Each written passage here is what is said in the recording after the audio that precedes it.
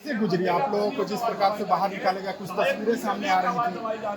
इसलिए बहुत दिनों के बाद एक ऐसी रात को अपने साथियों के साथ संघर्ष किया होता याद आए जब हम लोग संघर्ष करते थे, छात्र यूनियन करते थे। और एक महत्वपूर्ण ज्वलंत मुद्दा इस पूरे झारखंड प्रदेश का युवाओं से जुड़ा हुआ मुद्दा, यहाँ के बेरोजगारों से जुड़ा हुआ मुद्दा, यहाँ के वैसे तमाम हजारों लाखों संविदा कर्मी, अनुबंध कर्मी, डाटा ऑपरेटर, आउटसोर्स के कंपनी के लोग, इन सब के मुद्दों को लेकर के जिनको इन्होंने सब जवाब दिखाया था, जिनके अच्छे जिनके इन्होंने कमिटमेंट किए थे, वो सारे विषयों पर चूँकि ये सरकार अब जाने वाली है, जिस सवाल के साथ ये सरकार बनी थी उस सवाल का जवाब जनता सुनना चाहती है।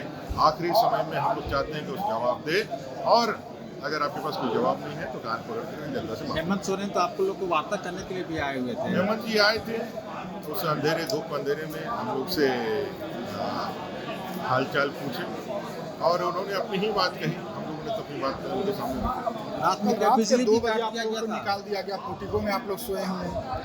बिल में थे, वहाँ से मार्शल आउट करके हम लोग को लॉबी में जगह, लॉबी में हम लोग सारे विधायक सब बैठे हुए तो सोए हुए थे। सब लोगों ने, बहुत लोगों की बहुत तरह की तकलीफें भी हैं, उसके बाद भी लोग, लेकिन फिर किसके इशारों पे ये सब हो रहा था रात के 2 बजे? सरकार ही है, दूसरा कौन है, कौन आएगा यहाँ करने के लिए? सरकार के सारे पे सारी। जैसे यहाँ मच्छर के साथ लोगों ने रात बिताया, कोई नहीं सोया है, हम लोगों का भी नहीं, पूरे रात नहीं सोया है।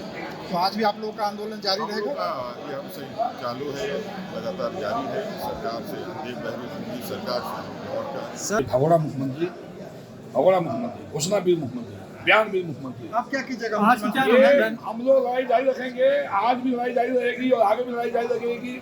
और अगर ये सरकार नहीं मानेगी इन सारी मुद्दों को, जो मुद्दों को लेकर लड़ाई लड़े, राज्य के लाखों नौजवानों का भविष्य का मामला है, चाहे जेपीएससी घोटाला का मामला हो, चाहे पार्टी का स्थायी करने का मामला हो, चाहे किसान मित्र को मानदेय देने का मामला हो, चाहे जल सहिया को मानदेय देने का मामला हो, चाहे सहिया वाहनों को मानदेय लागू करने का मामला हो, चाहे संविदा कर्मियों को, मनरेगा कर्मियों को, अनुबंध कर्मचारियों को स्थायी करने का मामला हो, ये सारे, चाहे पोषण सखी को हटाने का मामला हो, चाहे तहसील वाहनों को हटाने का मामला हो, उनको फीसद न्यूट्रल की मामला हो, चाहे संविदा कर्मी का मामला हो, चाहे सरकारी कर्मी की मामला हो, चाहे हमारे राज्य के सहायक पुलिस कर्मियों का मामला हो, चाहे पंचायत सेवक का मामला हो, ये सारे जितने भी चाहे हमारे कर्मचारियों का मामला हो, सारे मुद्दे को लेकर लड़ाई लड़ेंगे। अगर सरकार सदन में नहीं मानेगी बात को तो लोग चुनावी मुद्दा इसको बनाएंगे, बीजेपी का घोषणा पत्र में इसको डालेंगे और भाजपा इस सरकार को उखाड़ फेंकेंगे।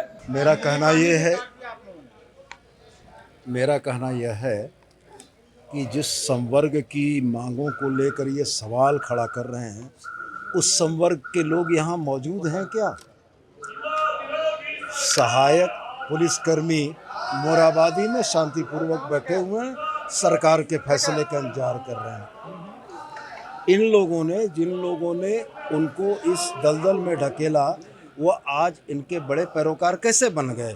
क्या इनके साथ सहायक पुलिसकर्मी का कोई शिष्टमंडल, सहायक पुलिसकर्मी का कोई प्रतिनिधि मंडल, उसके कोई प्रतिनिधि मौजूद है? सहायक अध्यापकों की बात अगर ये कर रहे हैं तो रघुवर सरकार में पारा टीचर के ऊपर लाठी चलवाने वाले और 23 से ज़्यादा लोगों की मृत्यु के जो जवाबदेह लोग हैं, आज अगर पारा टीचर का सवाल खड़ा कर रहे हैं, सहायक अध्यापक का सवाल खड़ा कर रहे हैं, तो क्या सहायक अध्यापक यहाँ मौजूद हैं? एक भी अनुबंध कर्मी इनके साथ नहीं है, चूँकि हमारे तमाम अनुबंध कर्मी और राज्य की जनता यह जानती है कि 5 वर्षों के शासनकाल में 14 से लेकर 19 तक अनुबंध कर्मियों के साथ जैसा व्यवहार इन लोगों ने किया है, उनकी पूरी की पूरी उम्मीदें हेमंत सरकार से है। वह यह जानते हैं कि हेमंत सोरेन की सरकार में ही उनकी जायज़ मांगों को जगह मिलेगी, स्थान मिलेगा। और रह गया सवाल विधानसभा में कल रात में बैठने का और बाकी चीज़ों का, तो मैं आपसे सिर्फ एक बात ये कहना चाहता हूँ कि 25 जून 1975 को आपातकाल की बरसी मनाने वाले लोगों ने इस देश में अघोषित आपातकाल बना रखा है।